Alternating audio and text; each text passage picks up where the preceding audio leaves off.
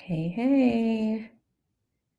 I am going to get us set up so that we can officially go live on all of these platforms and to give everyone a second to get the notification and pop into the room. So, good morning. Good morning. Good morning.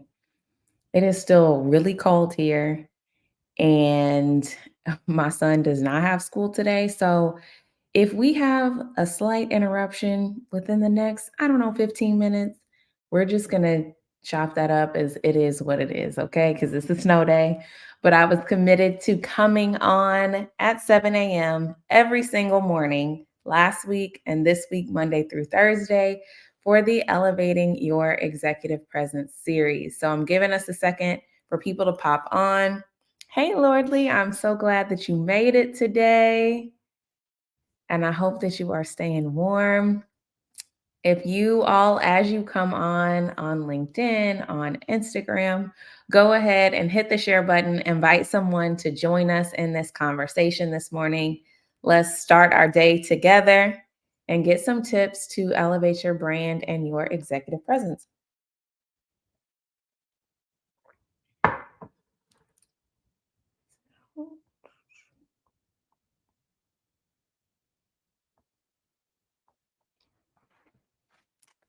All right, it is 7:01 officially. I'm going to go ahead and kick us off and get started. I know some people will pop on, or you might be catching the replay, but I do make it an important point for me to start on time and to not be before you long. I know that some people say that and then they go on and on and on, but I am the type of person that likes to get to the point, get to the heart of what I want to share, to give you the tools to move forward on your journey and to support you as you have lots on your plate.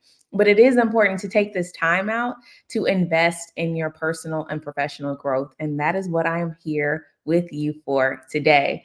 So, for those of you who are watching who do not know me, I'm Carlisha Bradley. I am the founder and CEO of Amplify for Women.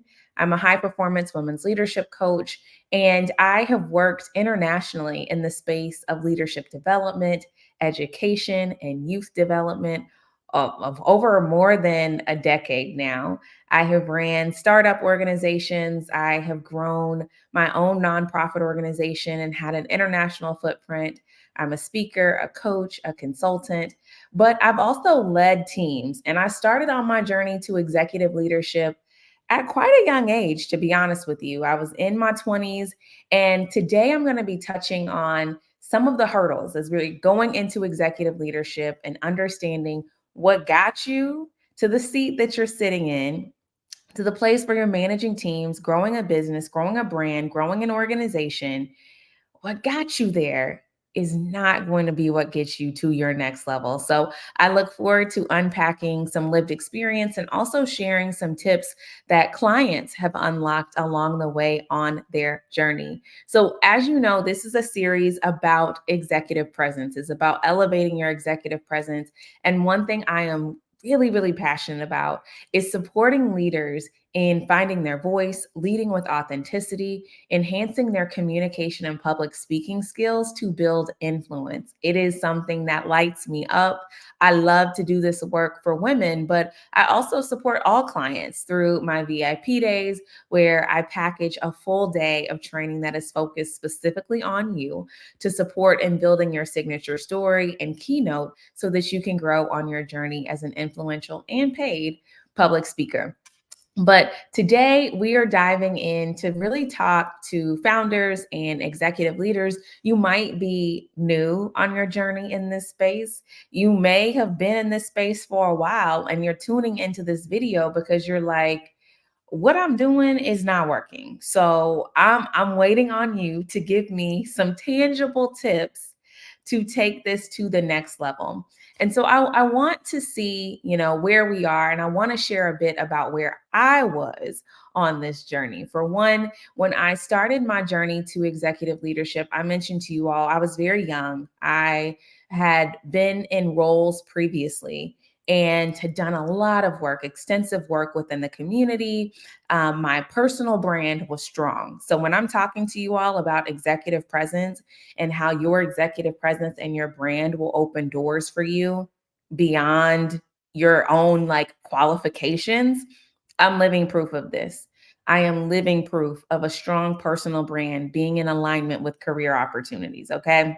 If you are interested in that, say, that's me. Like, I want for my personal brand to be in alignment to open doors for new opportunities for me. That was me. All right. So as I was in this space and had done the work, I was a hard worker. I had built relationships in the community. I was the person who was really dependable. I would come early, I would stay late. I'm going to work 10 times as hard. And so I moved from this space of being an individual contributor to now being in a space where I'm leading and managing people through layers of teams, growing vast organizations. I am on a national team as a regional leader, doing work that was far beyond what I ever could have imagined would be the next step in my career. However, the essential piece that I realized quickly in that position is that 10 times as hard work ethic, that come early, stay late, that follow in with all the details and get the things done and dot the I's and cross the T's, those are essential skills. But that was not going to be what accelerated my journey as an executive leader. Hello to everyone who's coming on. Hi, Diana. It's great to see you. Hi, Veronica. Hi, Don. Thank you all for joining this morning. So, we're just hopping into this conversation. If you know there are others that should join us as we talk about what got you here as a founder and an executive leader is not going to be what gets you there, go ahead and hit the share button and invite others to join in on this conversation. So I mentioned to you all, I was in this space of realizing that, yes, all of these qualities and my work ethic and the ways in which I showed up previously, they got me to this space, but now I'm in a new territory. You may be sitting in a position and you are an entrepreneur and a founder and you've built this business and you know the ins and outs, or you're someone who was a rock star in your job.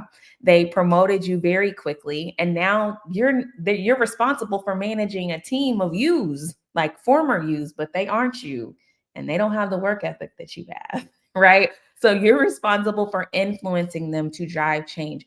How do you go from where you were and realize in this new seat, I've got to lead at a higher level? So you might be experiencing a disconnect with your team. You may be frustrated and thinking, this was such a great idea, but this is way more work than I ever could have imagined. And managing people is sucking me dry. Okay. You might be someone who is really stuck in the strongholds of perfectionism. You're used to getting it right, having all of the details, and wanting to make sure that you, again, dot those I's and cross those T's, but because of your perfectionism is holding you back from making critical decisions in your business to grow and to get the right fit members on your team and to let the wrong fit members of your team go. So what shifted for me when I was in this space? Well, for one, I shout out this woman on my entire journey and in this work of Amplify for Women because I had a Black woman leader who took a bet on me. Okay. She saw the potential of my leadership and she bet on me to be in this executive role at a young age. You know, Dr. Anderson not only was my boss, but she also invested in me. And see, I told y'all we would have a special guest. Hi, Carter, baby. Can you go in there on the couch and go in there with daddy while mommy finishes? Thank you, honey. All right. So everybody say hey to Carter. So she was my former boss in this role. And not only did she take this risk on betting on me, this young Black woman who was clearly ambitious, had great work ethic, but had never led in this area. She also invested for me to have a coach. And it was in coaching that really opened my eyes that no, I don't need someone to tell me the answers. I've got to start thinking at a higher level and to really get on the balcony, right? I talked to y'all yesterday about this 70,000 foot view, and you're really looking down at the big picture. What does it look like to see the vision and to be able to communicate that and influence teams? And so when we came into this conversation about executive presence, I told you all from the beginning, this is not a conversation about respectability politics, which is when a marginalized group of people is told that you should dress a certain way, speak a certain way, or act a certain way that is in alignment with the majority's values, beliefs, or opinions. I'm not telling you to change who you are. That's not what this is. Hi, Heart of Pearl. Thank you so much for coming on. Hello to everyone else who's also joining us on LinkedIn. Thank you for joining us this morning. Okay, go ask Daddy. Okay, it's okay. You can wake him up. See, I told y'all he didn't want to wake up Daddy. He would straight wake up Mommy though. All right, go wake him up. I told him that you were coming in there. Okay, I'll be done in just a second. So this is real life, guys. This is motherhood. Is right here, live and official. All right. So we talked about what executive presence was, and it is confidence. It's the way that you walk into the room, the confidence and clarity and belief in yourself and how you show up. It's also communication. It's the ways in which we're able to articulate our value, what you bring to the table as a leader, but also the ways in which you're able to communicate the vision. It's connection. It is the ways that you are able to tell pieces of your story, to connect with your team, to connect with your audience, to connect with your stakeholders.